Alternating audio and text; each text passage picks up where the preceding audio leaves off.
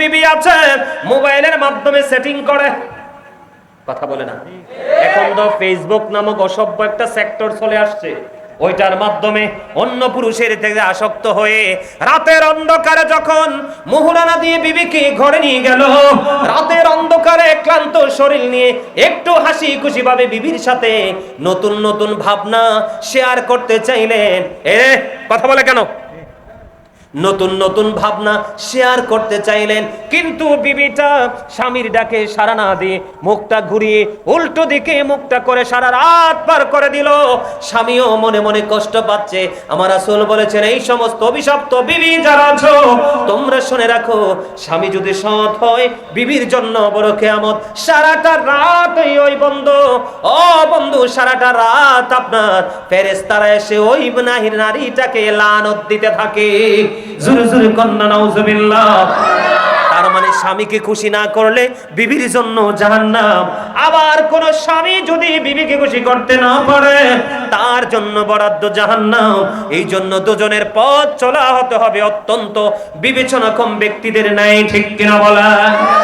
আমার রাসূল বলেছেন, মেয়েকে সময় মতো বিয়ে দাও, ছেলেকেও সময় মতো বিয়ে দিয়ে দাও। তার কারণ হলো আমি অন্য সম্প্রদায়ের কাছে আমার উম্মত নিয়ে গর্ব করব।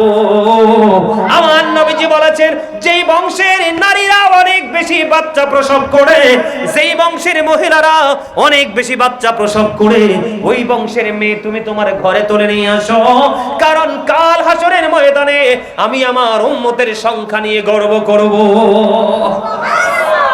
অনকার বাপ মা দুইটাই বেদ্য। চাচা কন্যা কিনলো আরো জোরে ভুল করছি। আপনারা তো আমাদের সময়টা পার করে আছেন না?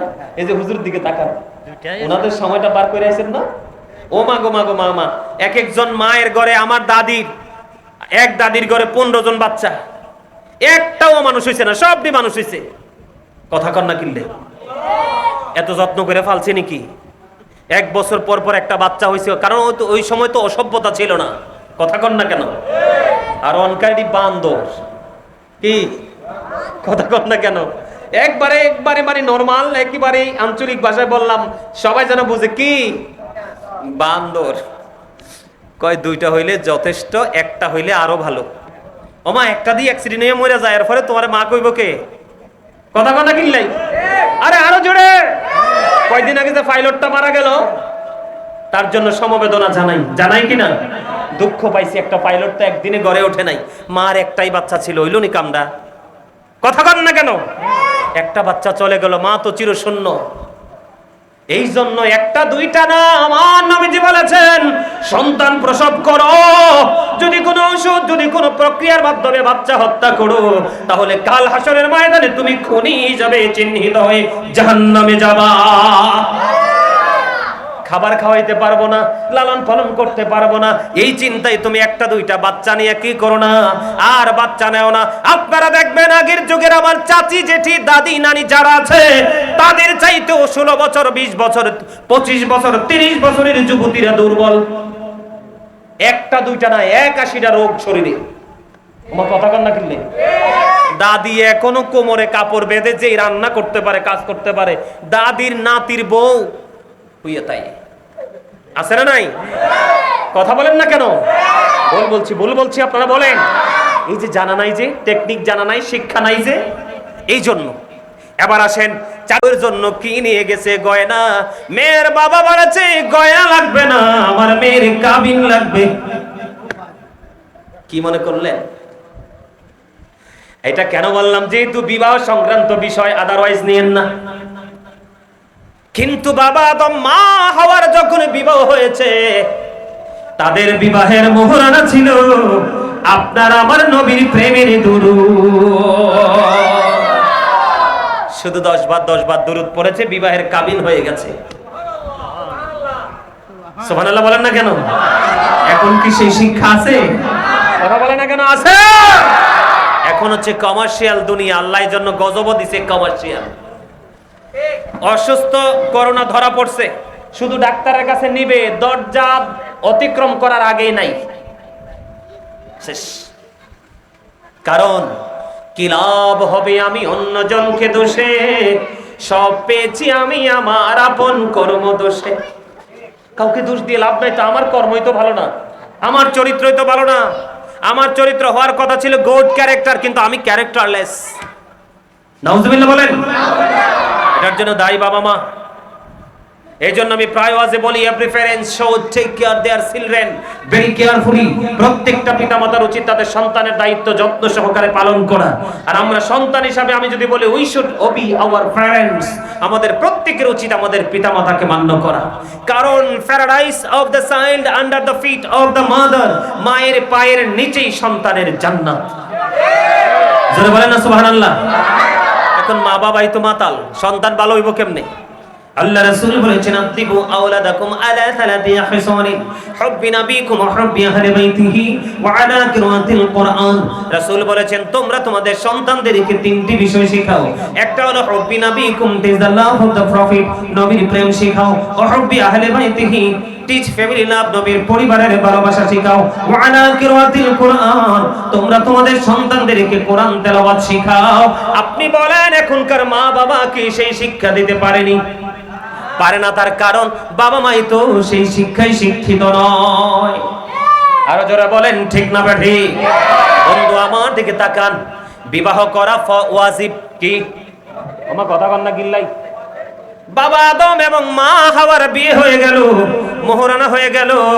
ও বন্ধু, অনেক লম্বা ঘটনা তাদের পড়ে।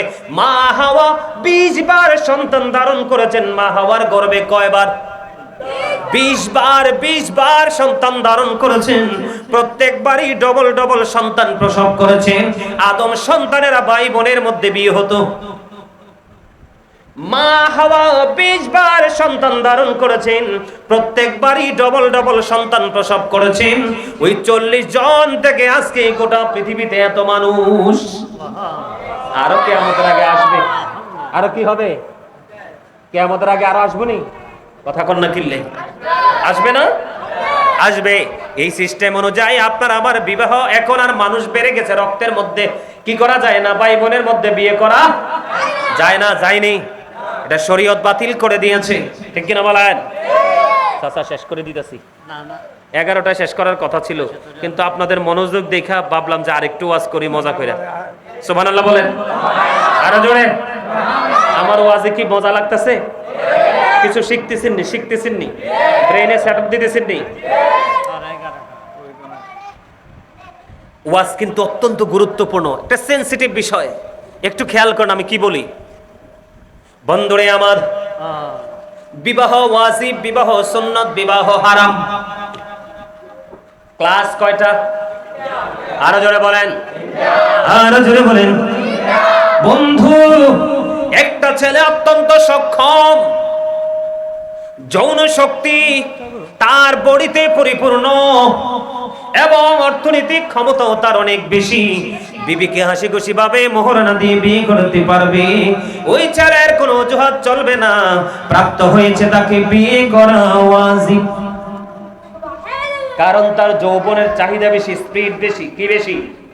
সাথে সাথে আর্থিক সাপোর্ট পাওয়ারও বেশি, ধন দৌলত বেশি। কোনো অজুহাত চলবে না। বাবা মার দায়িত্ব হলো তাকে বিয়ে করে দেওয়া। যদি আপনি বিবাহ করে না দেন, ওই ছেলেটাই ব্যভিচার জিনায় লিপ্ত হয়ে যাবে।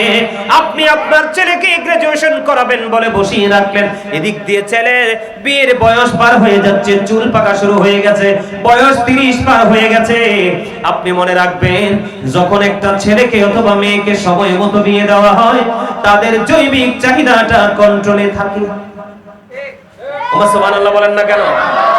নষ্ট দিকে তাদের চোখ যাবে না, নোংরা জিনিস নিয়ে তারা কখনো ভাববে না। এই জন্য বাবা এবং মাকে তাদের এই সময়টার দিকে খেয়াল রাখা উচিত। যেই ছেলেটা শারীরিক মানসিক ভাবে জৈবিক চাহিদায় পরিপূর্ণ, অর্থনৈতিক ভাবে শক্তিশালী, ওই ছেলে যে বিয়ে করে ফেলা তার জন্য ওয়াজিব। আরেকটা ছেলে আছে বন্ধু, তার যৌবনটা মাঝামাঝিতে আছে, তার জন্য বিয়ে করে সুন্নাত।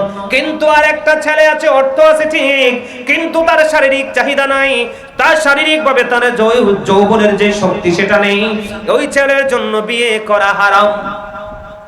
আরেকটা ছেলে আছে, তার বউকে মোহরানা দিয়ে বিয়ে করার ক্ষমতা নাই, বিবিকে ঘরে তুলে এনে লালন পালন করা, তার ভরণ পোষণ দেওয়ার কোনো ক্ষমতা নেই, কিন্তু তার শারীরিক ভাবে সে অনেক বেশি শক্তিশালী, যৌবন তার শরীরে ভরপুর। ও বন্ধু, এই ছেলে এখন কি করবে? কোনো অন্যায়, কোনো জিনা, কোনো ব্যভিচার, এটা টোটালি হারাম, এটা করা যাবে না। আমার রাসূল বলেছে, ও যুবক, তুমি কন্টিনিউ রোজা রাখতে থাকো, রোজা তোমার ওই যৌবনকে কন্ট্রোলিং এ নিয়ে আসবে। আরো জোরে বলুন না সুবহানাল্লাহ। কথা কি বুঝে আসছে? আরো জোরে বলেন। এবার আপনার প্রশ্ন হলো, বিয়েটা কেমন করে করবেন? আমার রাসূল বলেছেন, তুমি পাওয়ারফুল যদি পরিপূর্ণ হও, 2 2 3 3 4 4 বিয়ে করো। এখন আমার ইয়াং যে আমার বোনেরা রাগ হয়ে যাইব, কয় এমনিতে তো হুজুররা যেই ওয়াজ করে, আমার স্বামী আমারে তুইয়া আরেকটা বিয়ে করে ফেলছে, কিন্তু বেয়াদবি কইরা বিয়ে করা যাবে না। কি কইরা? বেয়াদবি করে বিয়ে করে যাবে না। নবীজি বলেছেন, ভদ্রভাবে বিয়ে করো। 2 2 3 3 4 4, তার মানে তুমি যদি শারীরিক ভাগ, অর্থের ভাগ, তোমার হাসি খুশির ভাগ, 4 জনকে যদি তুমি সমানভাবে বিলিয়ে দেওয়ার সক্ষমতা রাখো, তুমি 2 জনকে বিলিয়ে দিতে পারলে 2টা বিয়ে করো, 3 জনকে বিলিয়ে দিতে পারলে 3টা বিয়ে করো, 4 জনকে বিলিয়ে দিতে পারলে তুমি 4টা বিয়ে করো।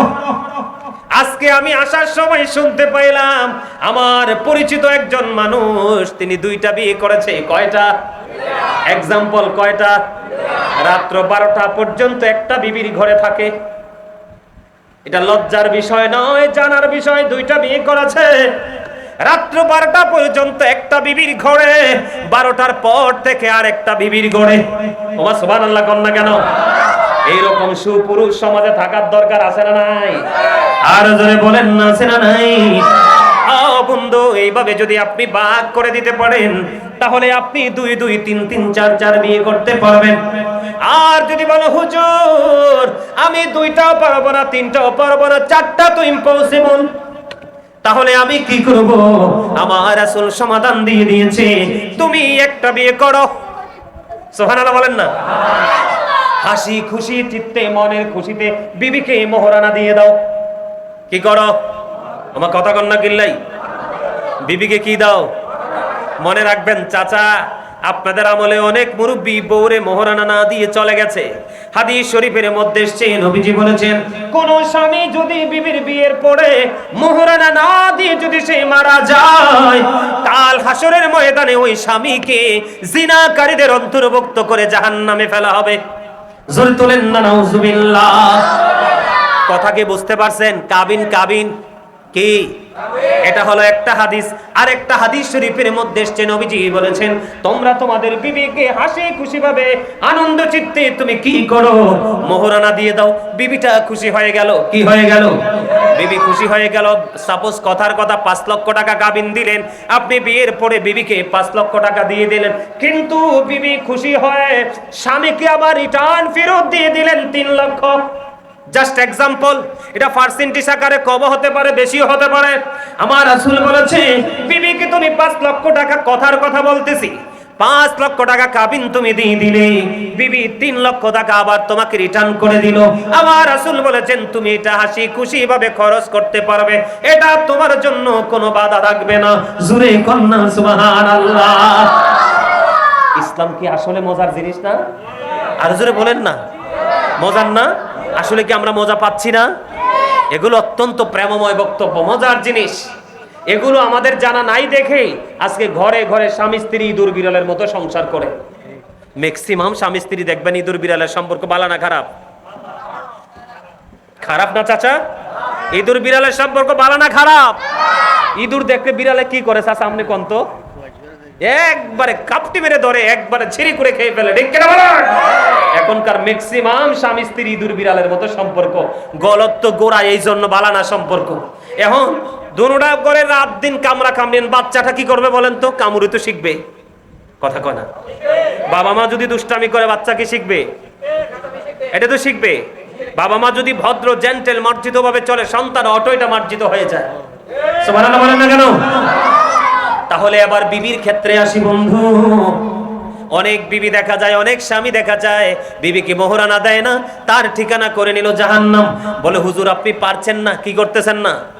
সত্যিকারের বিবি যারা, সত্যিকারের স্ত্রী যারা, স্বামী যখন বলবে বিবি রে আমার জীবনে আমি অনেক বেশি দৌলতের মালিক হতে পারলাম না রে বিবি, আমি তোমাকে এইটুকু দিয়ে দিলাম, তুমি এইটুকুতে সন্তুষ্ট হয়ে যাও, বাকিটা তুমি আমাকে ক্ষমা করে দাও, হাসি খুশি ভাবে আমাকে দায় মুক্ত করে দাও। সত্যিকারের বিবি সে আগে স্বামীকে ক্ষমা করবে। জোরে জোরে কোন ঠিক না বেঠে? কারণ সত্যিকারের ন্যায় সৎ নারীদের কাছে পৃথিবীর শ্রেষ্ঠ নিয়ামত হলো তার স্বামী। কিন্তু আপনি আবার বউয়ের সাথে বেয়াদবি কইরা রাত্রে বন্ধুদের সাথে আড্ডা দিয়ে যায় অন্ধকারে বউকে ধরে মারবেন, আবার বলবেন আমার বউটা বেয়াদব, তাহলে আপনি গ্রহণযোগ্য নন। ও বন্ধু, আবার কোন কোন বিবি আছে মোবাইলের মাধ্যমে সেটিং করে, কথা বলে না।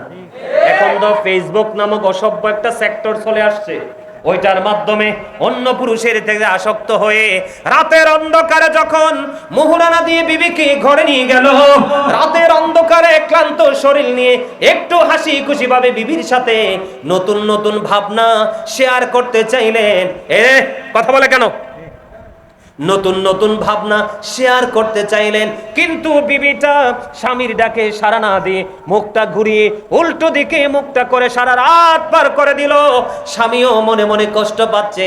আমার রাসূল বলেছেন এই সমস্ত অভিশপ্ত বিবি যারা আছো তোমরা শুনে রাখো, স্বামী যদি সৎ হয় বিবির জন্য বড় কিয়ামত। সারাটা রাত ওই বন্ধু, ও বন্ধু, সারাটা রাত আপনার ফেরেশতারা এসে ওই নারীটাকে লানত দিতে থাকে। জোরে জোরে কন্না নাউজুবিল্লাহ।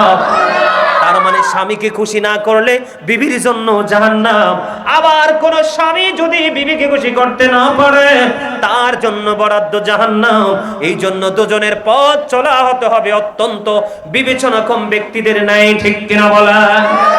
আমার রাসূল বলেছেন মেয়েকে সময় মতো বিয়ে দাও, ছেলেকেও সময় মতো বিয়ে দিয়ে দাও। তার কারণ হলো আমি অন্য সম্প্রদায়ের কাছে আমার উম্মত নিয়ে গর্ব করব। আমার নবীজি বলেছেন যেই বংশের নারীরা অনেক বেশি বাচ্চা প্রসব করে, যেই বংশের মহিলারা অনেক বেশি বাচ্চা প্রসব করে, ওই বংশের মেয়ে তুমি তোমার ঘরে তুলে নিয়ে আসো, কারণ কাল হাসরের ময়দানে আমি আমার উম্মতের সংখ্যা নিয়ে গর্ব করব। অনকার বাপ মা দুইটাই বেদ্যপ। চাচা কন্যা কিনলো আর জোরে ভুল করছি, আপনারা তো আমাদের সময়টা পার করে আছেন না? এই যে হুজুর দিকে তাকান, ওনাদের সময়টা পার করে আছেন না? ও মা গো মা গো মা, এক একজন মায়ের ঘরে, আমার দাদির এক দাদির ঘরে 15 জন বাচ্চা, একটাও মানুষ হইছে না, সবটি মানুষ হইছে।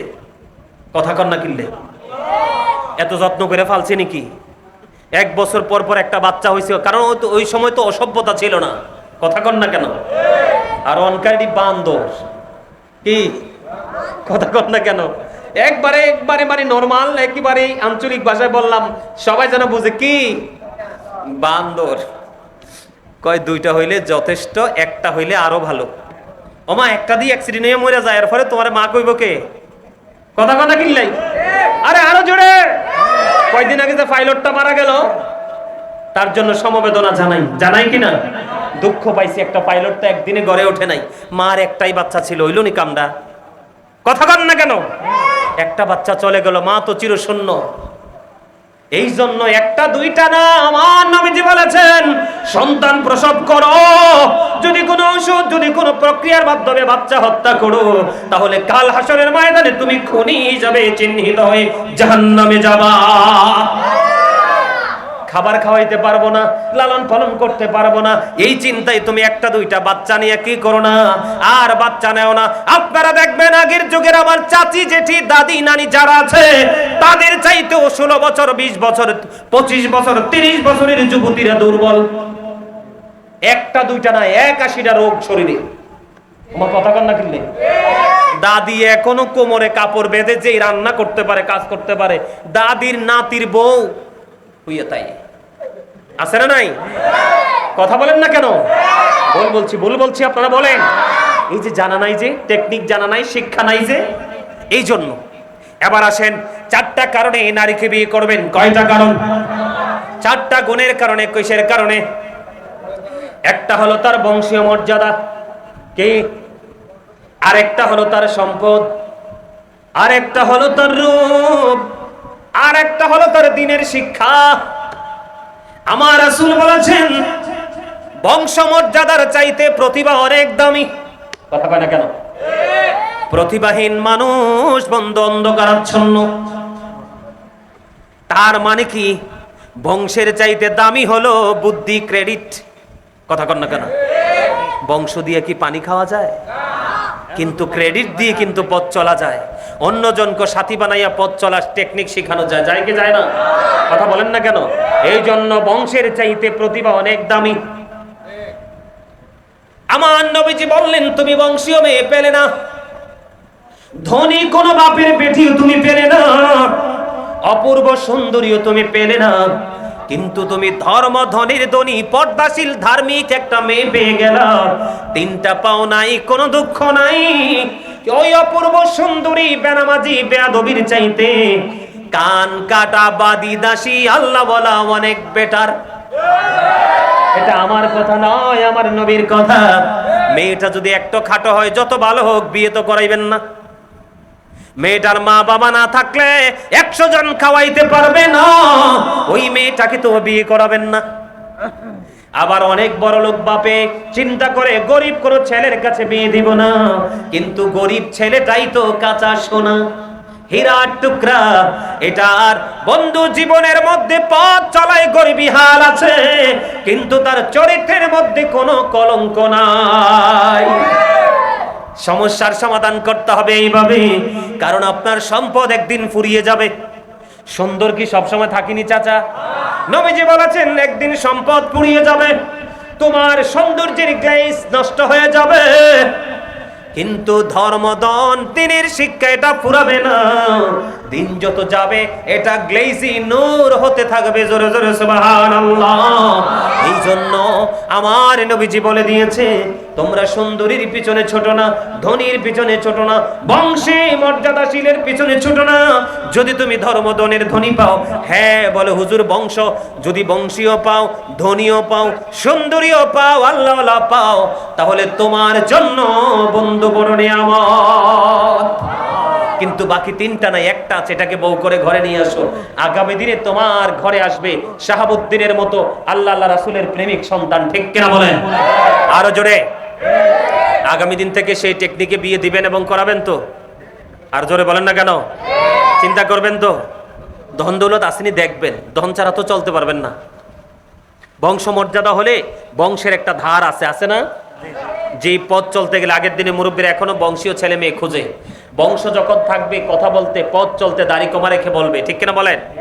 সম্মানিত উপস্থিতি, আল্লাহ আমাদের সবাইকে ঈমান ইসলামী জিন্দেগি দান করুক। সকলে বলেন আমিন। আর জোরে বলেন আমিন। এখানে কি তাবারুক দিবেন? এখানে তো মনে হয় তাবারুক তো মনে হয় নাই। তাবারুকের ব্যবস্থা আছে? ঠিক আছে।